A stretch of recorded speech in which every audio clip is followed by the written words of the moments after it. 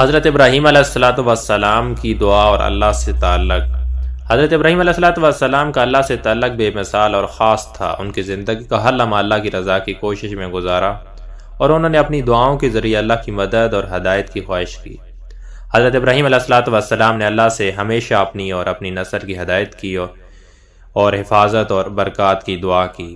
حضرت ابراہیم علیہ الصلاۃ والسلام نے سورہ ابراہیم کی آیت نمبر 40 میں دعا کی کہ اے میرے رب، مجھے نماز قائم کرنے والا اور میری نسل کو بھی نماز قائم کرنے والا بنا۔ یہ دعا حضرت ابراہیم کی اللہ سے قربت اور تعلق کا مظہر ہے، جس میں وہ نہ صرف اپنی ہدایت اور عبادت کی خواہش کر رہے ہیں بلکہ اپنی نسل کے لیے بھی اللہ کی ہدایت کی دعا کر رہے ہیں۔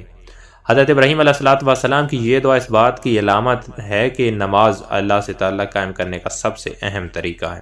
حضرت ابراہیم علیہ الصلاۃ والسلام نے نہ صرف اپنی ہدایت کی دعا کی بلکہ اپنی نسل کو بھی نماز قائم کرنے والا بنانے کی درخواست کی۔ نماز ایک ایسی عبادت ہے جو انسان کو اللہ کے قریب کرتی ہے اور اس کے دل میں تقوی اور اللہ کے لیے محبت پیدا کرتی ہے۔ حضرت ابراہیم علیہ الصلاۃ والسلام نے اپنی نسل کی ہدایت کی بھی دعا کی۔ یہ دعا اس بات کا اشارہ ہے کہ والدین کی دعا اور ان کے بچوں کے لیے بہت قیمتی ہوتی ہے۔ والدین کا فرض ہے کہ وہ اپنی اولاد کی ہدایت کے لیے اللہ سے دعا کریں۔ حضرت ابراہیم علیہ الصلاۃ والسلام کی دعا میں اللہ سے ایک وعدہ تھا کہ وہ اپنے بعد آنے والی نسلوں کو بھی ہدایت دے گا، تو اللہ نے حضرت ابراہیم علیہ الصلاۃ والسلام کی اس دعا کو قبولیت کا وعدہ کیا اور اس کے بعد حضرت اسحاق اور حضرت یعقوب جیسے نیک اور صالح انبیاء کی نسل میں آئے جو اللہ کے پیغام کو پھیلانے والے بنے۔ حضرت ابراہیم علیہ الصلاۃ والسلام کا اللہ سے تعلق بے حد مضبوط تھا۔ وہ ان کی دعاؤں کا مقصد صرف اپنی ذات کی ہدایت نہیں تھا بلکہ اس کے ساتھ یا اپنے گھر والوں اور آنے والی نسلوں کی ہدایت بھی شامل تھی۔ یہ دعا حضرت ابراہیم علیہ الصلاۃ والسلام کی اللہ کے ساتھ تعلق کی گہرائی کو ظاہر کرتی ہے۔ وہ اللہ سے اپنے اور اپنی نسل کی ہدایت کی مسلسل دعا کرتے تھے۔ حضرت اسحاق اور حضرت یعقوب علیہ الصلاۃ والسلام کی ہدایت۔ حضرت ابراہیم کی دعا کے بعد اللہ نے حضرت اسحاق اور حضرت یعقوب جیسے انبیاء کو دنیا میں بھیجا اور جنہوں نے اللہ کے پیغام کو لوگوں تک پہنچایا اور اپنی نسلوں کو ہدایت دی۔ حضرت ابراہیم علیہ الصلاۃ والسلام کی دعاؤں کا ایک اہم اثر یہ تھا کہ اللہ کی رضا کی کوشش میں ان کی زندگی بھرپور رہی۔ انہوں نے ہر قدم پر اللہ کی ہدایت پر عمل کیا۔ ان کی زندگی کا ہر لمحہ اللہ کی رضا کے لیے وقف تھا۔ حضرت ابراہیم علیہ الصلاۃ والسلام کی دعا اللہ کے ایک مضبوط تعلق کی عکاسی کرتی ہے۔ اس دعا میں نہ صرف اپنی ہدایت بلکہ اپنی نسل کی ہدایت خواہش بھی تھی۔ یہ دعا ہمیں یہ سکھاتی ہے کہ انسان کا سب سے بڑا مقصد اللہ کی رضا حاصل کرنا اور اپنے اہل خانہ اور نسلوں کے لیے بھی اللہ کی ہدایت کی دعا کرنا ہے۔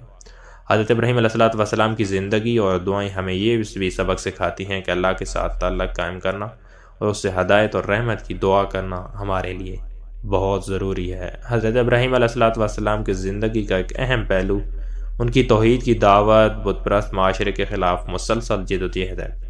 ان کا یہ جدوجہد صرف اپنے دور کی معاشرتی اور مذہبی مسائل کے خلاف نہیں تھا بلکہ یہ انسانوں کو اللہ کی عبادت کی طرف واپس لانے کا ایک نہ ختم ہونے والی کوشش تھی۔ حضرت ابراہیم علیہ الصلاۃ والسلام اور اپنے وقت کے لوگوں کو اللہ کے سچے دین کی طرف بلایا اور بتوں کی پرستش کو مسترد کیا۔ حضرت ابراہیم علیہ الصلاۃ والسلام کے دور میں لوگ بتوں کی پرستش کرتے تھے۔ یہ بت ان کے مذہبی عقائد اور عبادت کا مرکز تھے۔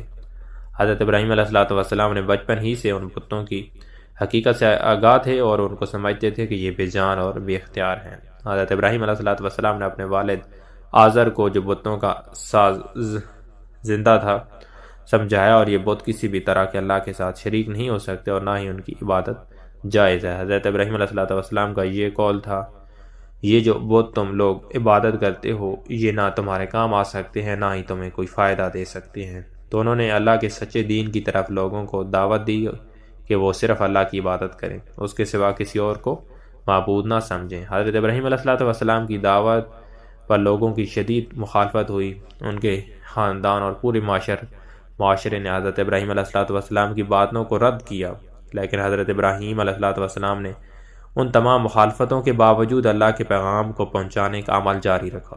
ایک دن حضرت ابراہیم علیہ الصلاۃ والسلام نے بتوں کو توڑ ڈالا۔ ان کے سامنے ایک بڑا بت چھوڑا تاکہ لوگوں کو سمجھایا جا سکے کہ اگر یہ بت واقعی طاقتور ہیں تو وہ اپنے آپ کو توڑنے سے بچا لیتے۔ جب لوگوں نے دیکھا کہ ان کے بت ٹوٹ چکے ہیں تو وہ حضرت ابراہیم علیہ الصلاۃ والسلام پر غصہ ہوئی۔ ان سے پوچھا کہ تم نے ہمارے بتوں کے ساتھ یہ سلوک کیوں کیا؟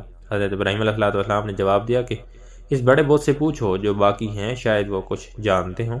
اس کے بعد لوگوں نے حضرت ابراہیم علیہ السلام کو جلا دینے کا فیصلہ کیا، لیکن اللہ کی مدد سے حضرت ابراہیم علیہ السلام کو معجزہ کے طور پر آگ سے بچا لیا گیا۔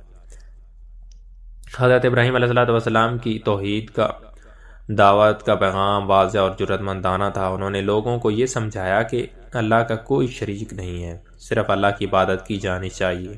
ان کی جدوجہد یہ اہمیت بھی تھی کہ حضرت ابراہیم علیہ السلام نے بتوں کی پرستش کے خلاف ایک نہ ختم ہونے والی جنگ لڑی، اور نہ صرف اپنی قوم کو بلکہ آئندہ نسلوں کو بھی اللہ کی توحید کی تعلیم دی۔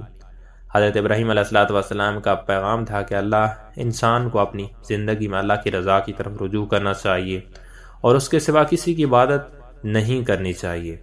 حضرت ابراہیم علیہ السلام کا اللہ پر کامل بھروسہ تھا۔ جب ان کے معاشرتی اور مذہبی مخالفین ان کے خلاف ظلم و ستم کا راستہ اپنایا تو حضرت ابراہیم نے اللہ سے دعائیں کیں اور اس پر مکمل اعتماد رکھا۔ جب حضرت ابراہیم کو اللہ آگ میں ڈالا گیا تو اللہ نے ان کی مدد کی، وہ بچ گئے، جو اس بات کا ثبوت تھا کہ اللہ اپنے سچے بندوں کو مدد کرتا ہے۔ تو حضرت ابراہیم علیہ السلام کی جدوجہد کا اثر صرف اور اس وقت کے لوگوں پر نہیں پڑا، بلکہ ان کا پیغام آج تک مسلمانوں کے لیے اہم ہے۔ ان کی توحید، دعوت، بت پرستی کے خلاف جنگ اور اللہ کے راستے پر ثابت قدم رہنے کی مثالیں مسلمانوں کے لیے روشنی کا راستہ ہیں۔ حضرت ابراہیم علیہ السلام کے بعد ان کی نسل میں نبوت کا سلسلہ جاری رہا۔ حضرت اسحاق اور حضرت یعقوب علیہ السلام جیسے نیک انبیاء نے توحید کی تعلیمات کو پھیلایا۔ حضرت ابراہیم علیہ السلام کا بت پرستی کے خلاف مسلسل جدوجہد کرنا ایک عظیم مثال ہے، جو ہمیں یہ سکھاتی ہے کہ اللہ کی توحید کے پھیلاؤ کے لیے ہمیں اپنی تمام تر طاقتوں کو استعمال کرنا چاہیے، خواہ ہمیں کتنی ہی مشکلات اور مخالفین کا سامنا کیوں نہ ہو۔ حضرت ابراہیم علیہ السلام نے اپنی سچی محنت اور اللہ پر کامل بھروسہ نے انہیں کامیاب کیا، اور ان کا پیغام آج بھی دنیا بھر میں زندہ ہے۔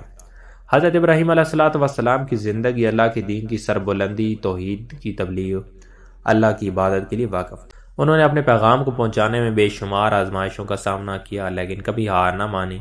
ان کی وفات ان کی پرعزم زندگی کے خاتمے کا دن تھا، لیکن ان کی تعلیمات اور جدوجہد آج بھی زندہ ہیں۔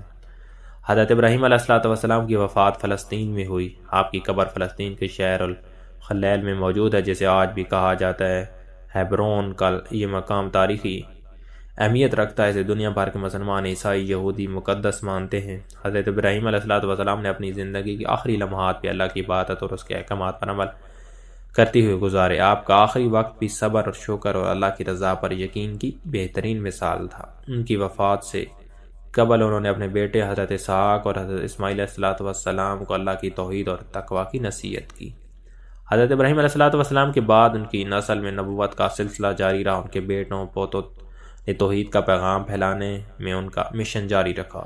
حضرت ابراہیم علیہ السلام کو ابو الانبیاء کہا جاتا ہے، کیونکہ کئی انبیاء ان کی نسل سے پیدا ہوئے، جیسے حضرت اسماعیل علیہ السلام، حضرت اسحاق، حضرت یعقوب اور بنی اسرائیل کے انبیاء۔